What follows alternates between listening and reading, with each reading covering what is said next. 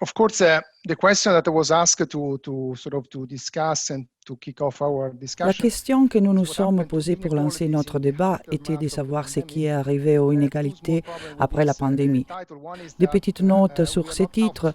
L'une est que nous ne sommes pas sortis de la pandémie, comme on en a déjà discuté pendant la séance précédente. Certains pays traversent une sorte de deuxième vague d'infection et nous subissons les pleins impacts économiques, sociaux et sanitaires de la crise du COVID-19.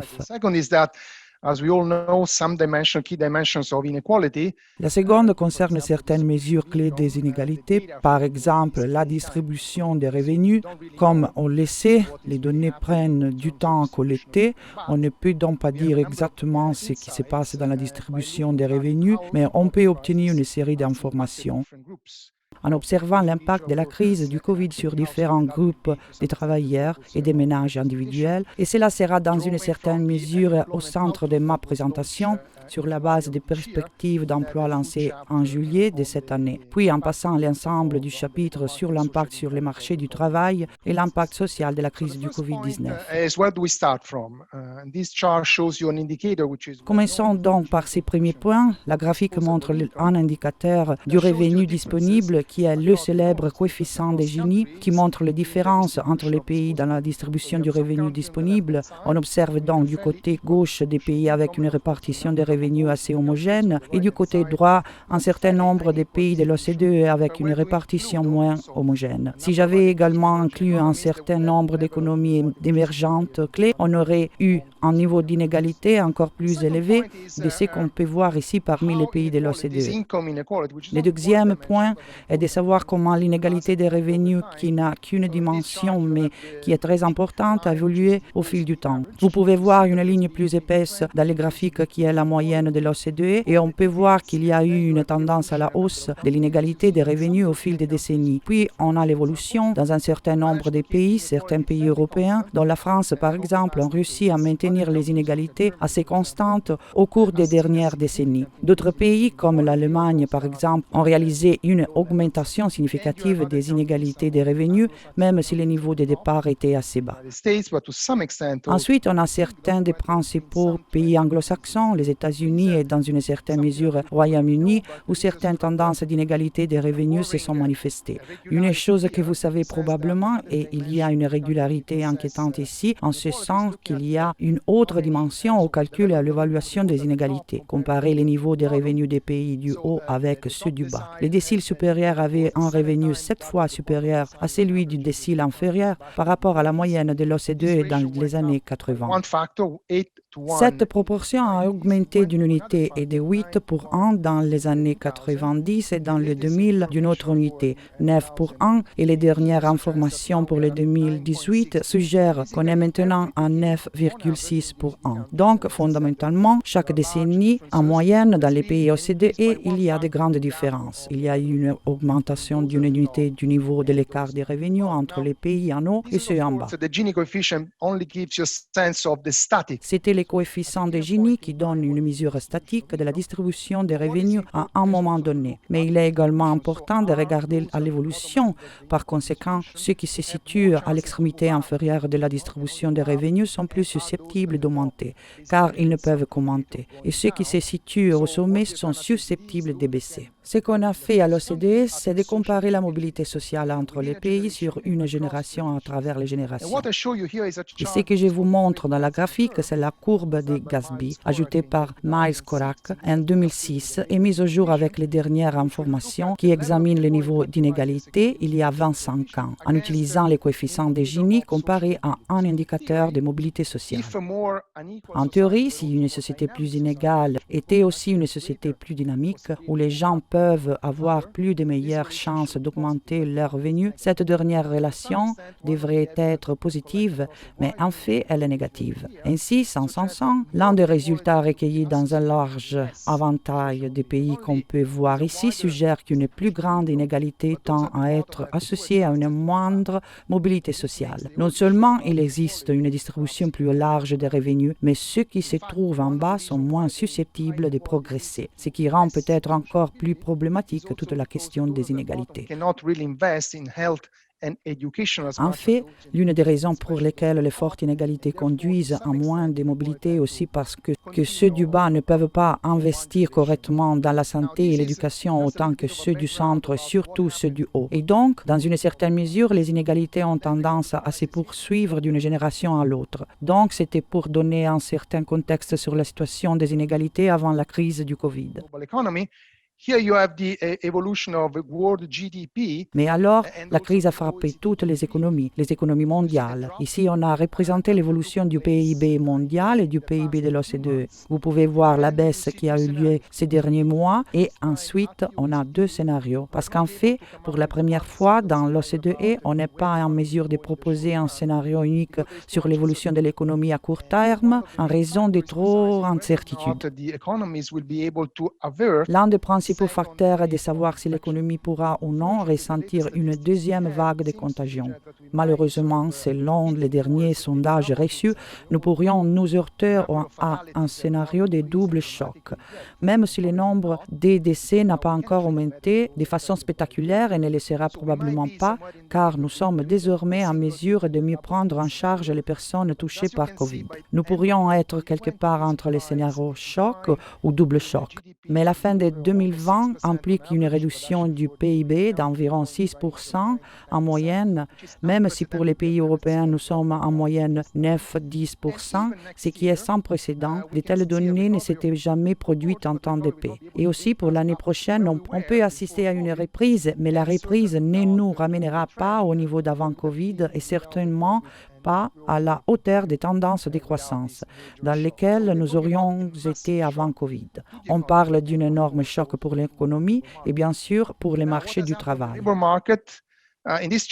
Dans ce graphique suivant, nous avons la courbe d'évolution du chômage de janvier à juillet. En gros, vous pouvez voir qu'en quelques mois à peine, on a annulé toutes les améliorations en termes de baisse du chômage qui ont pris 10 ans environ après la crise financière mondiale. Permettez-moi donc de répéter qu'en quelques mois, de février à avril, tout ce qui avait été réalisé en 10 ans dans les pays de l'OCDE en référence à la baisse du chômage a été annulé. Or, si nous regardons l'Europe, vous pouvez voir que la réponse au chômage est moins marquée. Mais si nous regardons les États-Unis, nous pouvons voir l'énorme augmentation du chômage de 3,5% à 14,7% en quelques mois. Mais alors là, il s'agit à nouveau d'une baisse du chômage américain, puisque de nombreux travailleurs temporairement suspendus, au moins la moitié, ont été rappelés. Donc, on a pu vérifier les forts impacts sur la montée du chômage, mais ce qui caractérise cette crise de manière significative, c'est que dans de nombreux pays, notamment en Europe, on utilise massivement un programme de travail réduit ou un programme de rétention pour les activités de travail. Les graphiques montrent le nombre de demandes de réduction du travail en proportion de l'effectif total. Maintenant, franchement, ce sont des chiffres jamais vus auparavant. On parle de 55% des salariés du secteur privé impliqués dans l'activité partielle, 45% des travailleurs italiens impliqués dans les licenciements, 30% dans les Kurzarbeit en Allemagne. Les chiffres au lendemain de la crise financière mondiale auraient dû nous montrer des chiffres de l'ordre de 3 à 5%, mais nous parlons ici de 30 à 50%.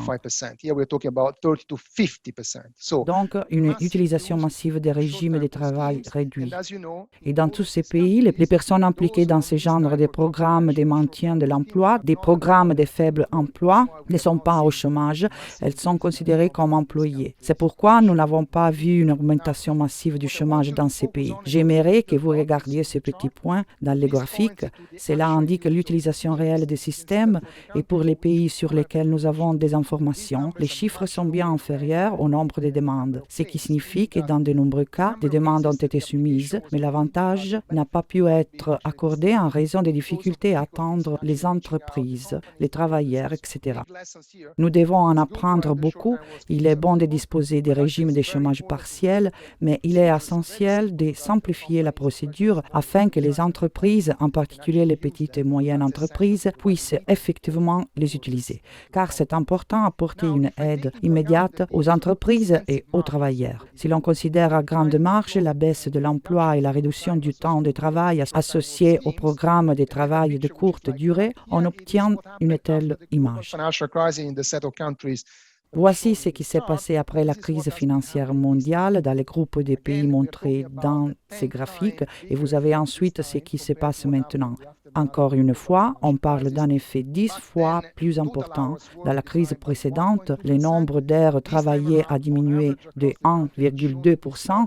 Dans la crise que nous traversons actuellement, il y a une diminution moyenne de 12% du nombre total d'heures, en référence aux pays représentés dans les graphiques. Nous parlons d'un grand nombre d'emplois à temps plein. L'Organisation internationale du travail a estimé l'équivalent de 260 millions d'emplois dans le monde qui, d'une certaine manière, ont été perdus en raison de l'augmentation du chômage d'une part et diminution du temps de travail d'autre part. Si nous regardons la composition de la réduction du temps de travail, comme le montrent ces graphiques, nous pouvons voir que de nombreux pays ont largement adopté les modes de réduction du temps de travail. Mais dans d'autres, comme le Canada, les États-Unis, le Mexique, il y a un pourcentage significatif de réduction de l'emploi, pas seulement des heures de travail. Et que dire des inégalités? Le Covid devrait théoriquement avoir un effet symétrique, car il peut toucher n'importe qui, mais en réalité, les estimations préliminaires recueillies montrent que l'impact sur le marché du travail est extrêmement asymétrique. Et peut-être sans surprise, cela a touché certains des groupes déjà considérés comme vulnérables, qui ont déjà dû supporter tout le poids de l'ajustement initial du marché du travail. Un point que je voudrais souligner est que même dans les pays de l'OCDE, les économies les plus avancées, il y a des lacunes en matière de protection sociale que cette crise a une fois de plus réussi à révéler. Cela a à voir avec les types de contrats, ceux qui ont des formes de travail atypiques, et parmi eux, les travailleurs indépendants sont moins couverts par les instruments traditionnels de protection sociale. Les chômages, la maladie, les prestations d'invalidité sont des pays où les travailleurs indépendants n'ont pas accès aux allocations de chômage ou ont un accès plus limité aux prestations de maladie de l'invalidité. Bien entendu, les prestations des maladies sont essentielles pour permettre aux travailleurs affectés par le virus ou en quarantaine de rester chez eux et de recevoir une forme de revenu. Un message clé est donc que les travailleurs avec des contrats atypiques qui ont été touchés de manière disproportionnée par la crise représentent jusqu'à 40% du secteur du travail les plus touchés. L'une à court terme consiste à étendre les impôts forfaitaires mis à disposition dans de nombreux pays de l'OCDE, même en phase de reprise, en particulier pour les groupes qui ne bénéficient pas des avantages des contrats de travail traditionnels ou d'autres formes de soutien du revenu. Le second est d'essayer de combler ces lacunes de protection sociale et de rendre les prestations du revenu minimum plus réactives et de donner la possibilité aux travailleurs occupant des formes d'emploi atypiques de se construire des droits pour obtenir le soutien de la sécurité sociale traditionnelle. Il y a un grand chapitre à ce sujet, un sujet de discussion également par les G20 sur la manière de combler les lacunes de la protection sociale. Le deuxième point est que les travailleurs faiblement rémunérés ont été touchés de manière disproportionnée de plusieurs manières. L'une des raisons est qu'ils sont 50% moins susceptibles de travailler à domicile. Le télétravail n'était pas une option pour eux. En effet, beaucoup d'entre eux ont assuré les services essentiels dont nous bénéficions tous, prenant des risques pour eux-mêmes et pour leurs familles. Mais ils sont aussi 2 fois plus susceptibles d'avoir arrêté de travailler tous ensemble que ceux qui ont des revenus et des salaires plus élevés, de sorte que les travailleurs faiblement rémunérés ont réellement besoin de soutien. Il convient également de noter la situation des salaires. Ici, vous pouvez voir la courbe de Phillips traditionnelle qui relie la croissance des salaires nominaux au taux de chômage. Lorsque le chômage augmente, nous prévoyons une croissance des salaires plus faible et c'est en fait ce que montrent les graphiques. Ce qui me paraît inquiétant, c'est que si l'on regarde la crise financière passée, c'est que la courbe s'est déplacée vers l'intérieur. Cela signifie que même lorsque le chômage est revenu à la baisse, les salaires n'ont pas augmenté. Il y a eu une période continue de modération des revenus, même en présence d'une baisse du chômage dans de nombreux pays de l'OCDE. Et il y a actuellement un risque que même une fois sortis de la crise du Covid, nous ne verrons pas une augmentation des salaires avec un impact considérable, en particulier pour les personnes à bas salaire. Voilà donc les défis à court et à long terme. L'un à court terme est d'assurer la sécurité et les soins de santé pour tous les travailleurs, y compris les petites et moyennes entreprises. Le second est de fournir un soutien rapide et flexible à l'emploi et à la formation de ceux qui risquent de perdre leur emploi ou qui l'ont déjà perdu. À l'avenir, nous devrons reconsidérer les salaires minimums par le biais de la négociation collective ou d'une sorte de salaire minimum légal. Nous devons revoir la situation actuelle du marché du travail, clarifier les contrats de travail pour nous assurer que nous n'avons pas beaucoup de personnes dans des formes de travail indépendantes, même si alors cela dépend de beaucoup de choses. Nous devons aider les travailleurs faiblement rémunérés et ceux qui ont des formes de travail atypiques. Il y a deux groupes sur lesquels je voudrais me concentrer. L'un est celui des jeunes et l'autre des femmes. Pour les jeunes, nous avons à nouveau constaté une augmentation disproportionnée du chômage des jeunes. Ce n'est pas une surprise, nous l'avons vécu même après la crise financière mondiale, mais c'est risqué. Et nous devrions certainement mieux agir que la crise précédente lorsque les pays sont trop intervenus plus tard. Une partie du chômage des jeunes s'est structurée et il a fallu beaucoup de temps pour les réduire. Il faut donc une mobilisation efficace auprès de ceux qui ont récemment perdu leur emploi ou qui ont récemment quitté leurs études pour des stages, des apprentissages, en les soutenant, notamment en réduisant les impôts des entreprises désireuses de recruter. Une meilleure reconstruction, selon mon point de vue, signifie également soutenir les entreprises qui offrent des emplois et de l'expérience aux jeunes. En Europe, il faut vraiment réévaluer la garantie pour les jeunes et utiliser le Recovery Fund pour soutenir la garantie pour la jeunesse, un outil important dont l'Europe dispose déjà. La catégorie des femmes a été excessivement touchée. Elles représentent les 2/3 de la population active et ont supporté une lourde charge de travail, des tâches domestiques et familiales. Elles sont un secteur vraiment touché par la crise. Nous devons donc faciliter les retours au travail avec des mesures que nous avons mises en place pour soutenir les familles et rouvrir les garderies. Il y a évidemment un risque que certains progrès réalisés par les pays dans la réduction des inégalités entre les sexes au G20 soient annulés. Nous devons donc absolument poursuivre les progrès réalisés, non seulement en matière de participation, mais surtout pour les pays européens avec des emplois de qualité, pour réduire les disparités salariales, favoriser la flexibilité dans l'organisation du temps de travail, pour permettre aux mères et aux pères de concilier travail et responsabilité familiale et faire face aux discriminations encore très présentes dans nos pays. Comment interprétez-vous la situation de la Commission européenne?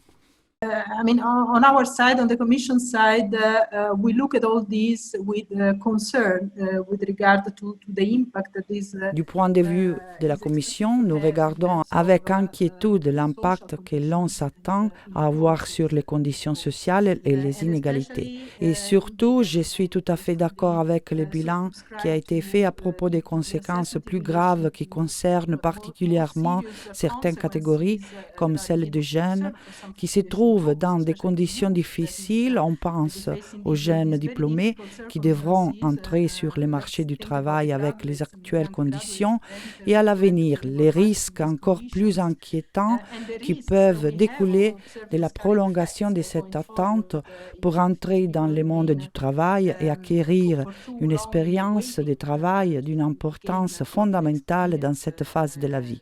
That is so important at that stage in life. So the youth, indeed, then the disproportionate impact that we can expect on women for different reasons, including the Les jeunes, certes, et l'impact disproportionné que l'on peut attendre des femmes pour diverses raisons, comme les secteurs dans lesquels la plupart sont représentés, mais aussi parce que souvent, comme nous l'avons observé, dans ces circonstances, certains groupes décident de ne pas faire une plus grande partie du marché du travail et arrêter la recherche d'emploi, afin que nous puissions voir de sérieuses implications sur le taux d'emploi. Comment faire face à un nouveau risque social?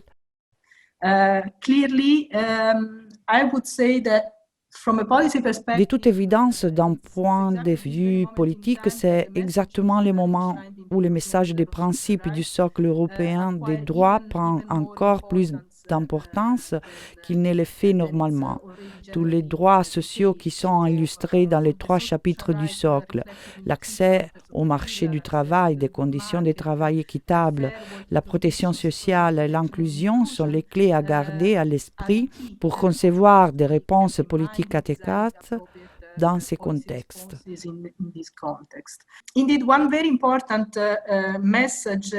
Bien entendu, un autre message important est de revoir notre système de protection sociale pour voir à quel point il peut être prêt à faire face à ces circonstances difficiles.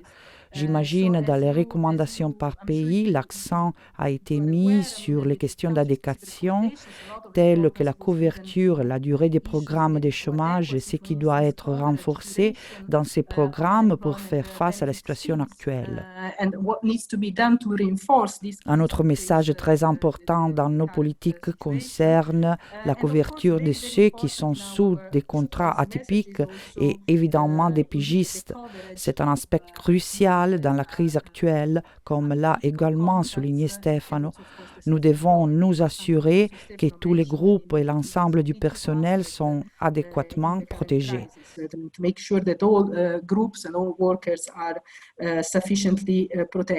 Je voudrais ajouter, c'est peut-être un vieux message, mais il devient pertinent pour reconstruire une reprise, l'efficacité des politiques actives du marché du travail, le fonctionnement de notre service public de l'emploi.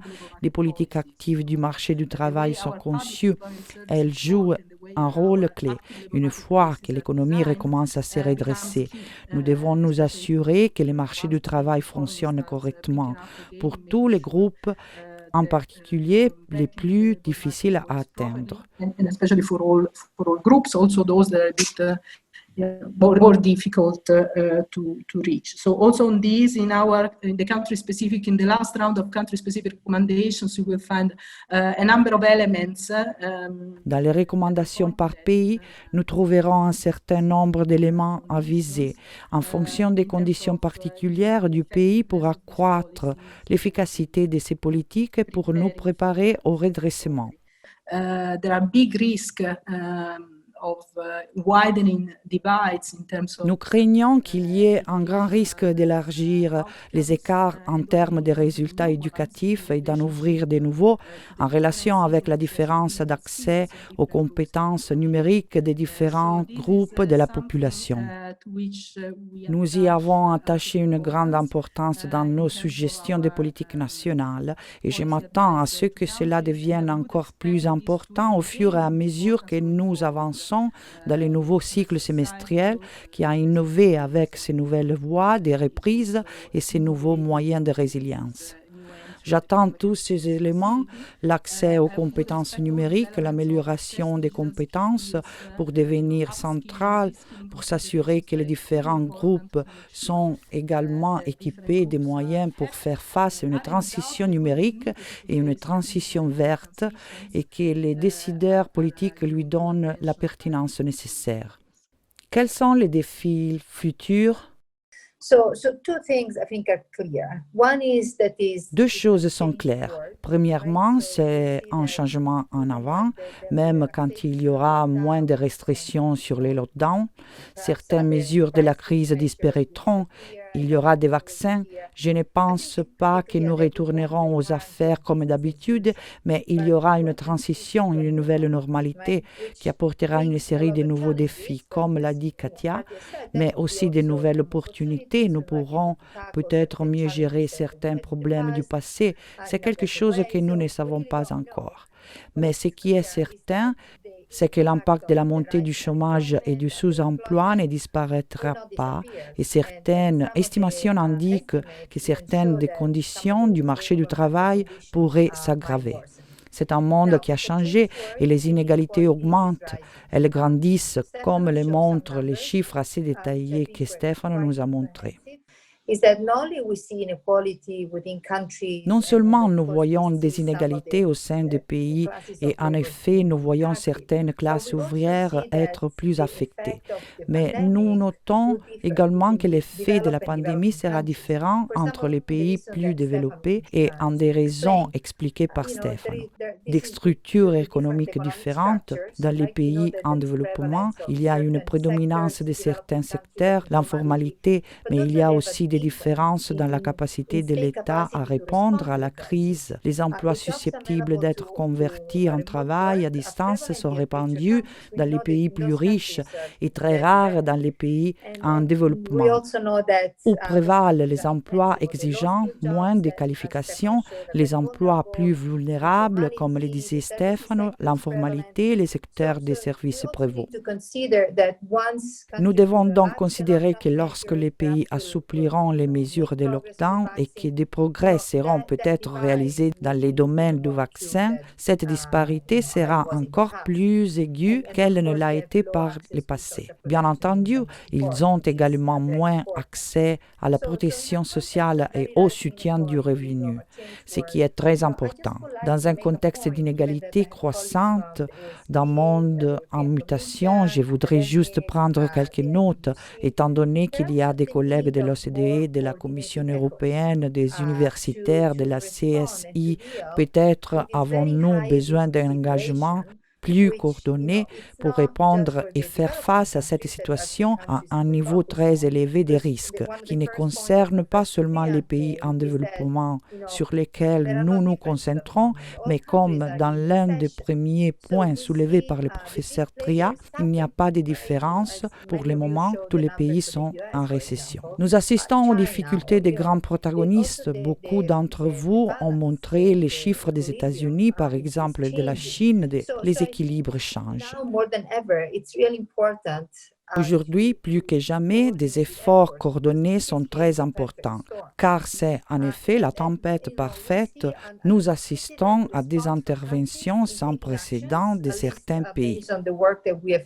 Sur la base du travail accompli, et je suis sûr que d'autres collègues de la Commission européenne sont également d'accord, nous essayons de mettre en œuvre les programmes universels de protection sociale depuis des années. Et pendant les 4 premiers mois de la pandémie, au moins 122 programmes ont commencé à être appliqués. Il y a eu une réponse très rapide des pays.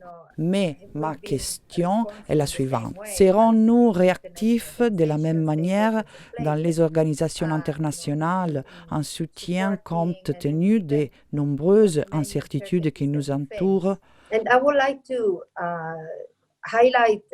Je voudrais souligner 3 domaines dans lesquels j'estime qu'à l'avenir, un effort coordonné sera extrêmement nécessaire, mais permettez-moi d'ajouter que nous vivons dans une grande incertitude et que les grandes questions que nous nous posons sont: que pouvons-nous faire pour aider les travailleurs et les gens dans la transition vers cette nouvelle normalité? Comment faire face à l'aggravation de cette grande inégalité? Nous savons que les tendances sont apparentes et nous n'avons pas une idée claire de l'ampleur des changements, comme je l'ai dit.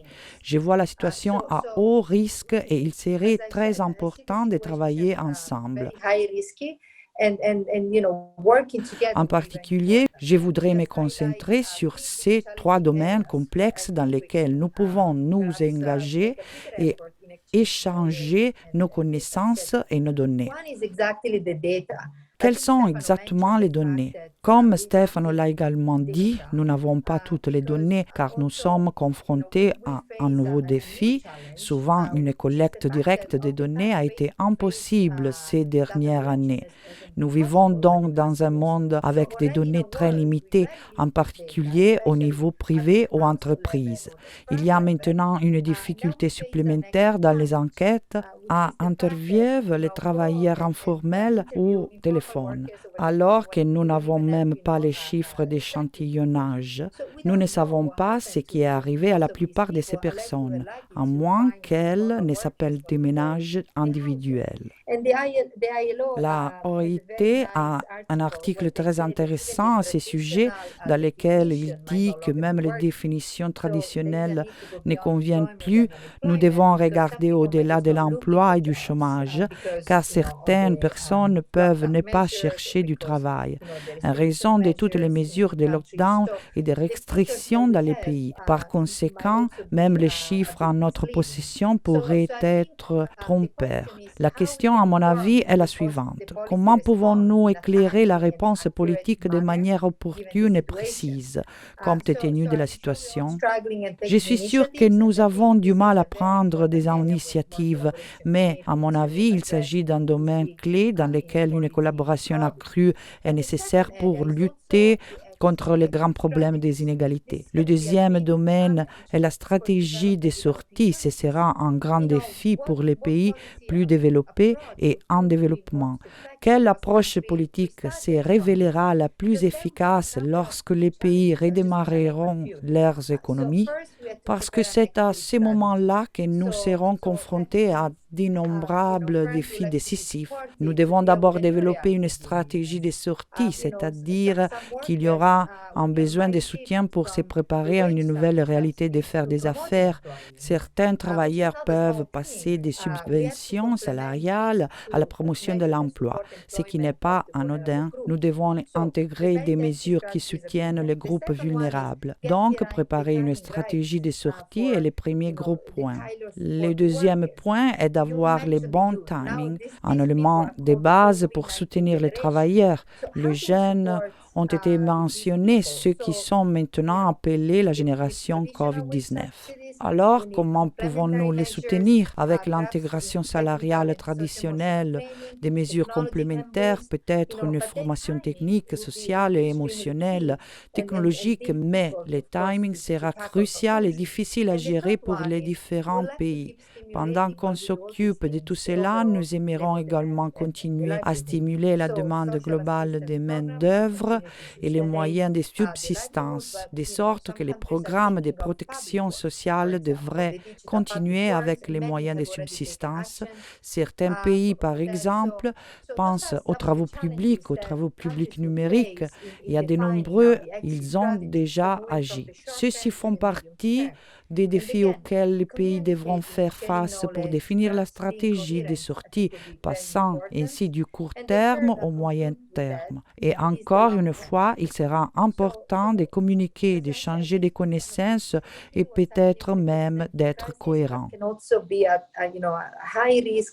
Le troisième point avec lequel je conclus est le long terme. Ce qui se passe avec la crise du COVID-19 pourrait se révéler soit une opportunité, soit un risque élevé de recul. Nous devons identifier et affronter. Nous nous sommes concentrés sur le court terme. Nous avons commencé à penser au moyen terme. Maintenant, le long terme sera très important. Comment pouvons-nous construire des marchés du travail plus résilients? Comment pouvons-nous décider des stratégies qui soutiennent les travailleurs et en même temps encourager des marchés du travail dynamiques?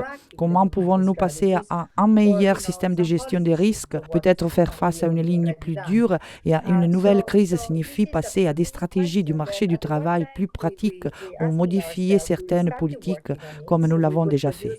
Telles sont les grandes questions que nous nous posons ici à la Banque mondiale et sur lesquelles nous travaillons. Nous allons bientôt produire un rapport sur l'avenir du travail après Covid, mais je veux juste conclure en disant c'est un appel. Il y a un risque très élevé et particulier pour les groupes vulnérables et les pays en développement, dont le peu que nous avons avant, il devrait être utilisé pour un plus grand effort de coordination et sur ce, j'ai conclu. Merci beaucoup. Merci à M. Scarpetta, Mme Berthier et Mme Saliola. De cette séance, nous pouvons conclure qu'avec l'arrivée de la deuxième vague de la pandémie qui s'est fait déjà sentir, les inégalités pourraient s'aggraver. Un plan d'action pour le socle européen des droits sociaux est nécessaire afin de garantir le bien-être généralisé des travailleurs et de leurs familles. Nous devons protéger les groupes plus exposés tels que les pigistes, les personnes sous contrat non standard ou les personnes à bas salaire, les jeunes travailleurs et les femmes. À moyen terme, toutes les parties doivent coordonner une réponse qui délimite les risques sociaux, réévalue les programmes de protection sociale, introduit du dynamisme dans les progressions salariales, renforce la négociation collective, investit dans l'équilibre entre vie professionnelle et vie privée et élimine les discriminations. Par conséquent, nous devons augmenter la part des revenus perçus par 40% des travailleurs au bas de l'échelle salariale.